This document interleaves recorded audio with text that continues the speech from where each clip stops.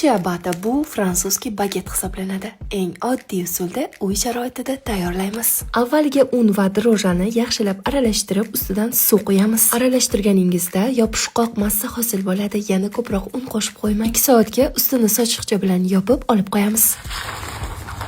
Tripofobiyasi borlar bu videodan uzoq tursin. Kattaroq idishga tayyor massani solib, tuz, yog' solamiz va ustidan suv bilan un solib, xamir qo'shishni boshlaymiz. Diqqat qiling, xamir qo'lga yopishadigan darajada yumshoq bo'ladi. Xamirni yarim soat tindirishga jo'natamiz. Tingan xamirni qo'limizni suvlab, bitta buklab, yana yarim soat tindirishga jo'natamiz. Shu ko'rib turgan kichkina xamir yarim soat o'tgach mana shunday holatga keladi. Xamirimiz o'ta yumshoq bo'lganligi sababli ko'rib turganingizdek un bilan ishlov beramiz. Xamirimiz o'ta yengil va havodor bo'lishi kerak. Kesib listga solib yana yarim soat tindiramiz va albatta pechga jo'natamiz. 220 gradusda pishib chiqishadi. Ustilari qarsildoq, ichi esa g'ovak bo'ladi. Istagan masalliqdan sendvich qilib yesangiz bo'ladi. O'ng tarafdagi yo'lakchani ozor bermasdan bosib qo'yish esingizdan chiqmasin.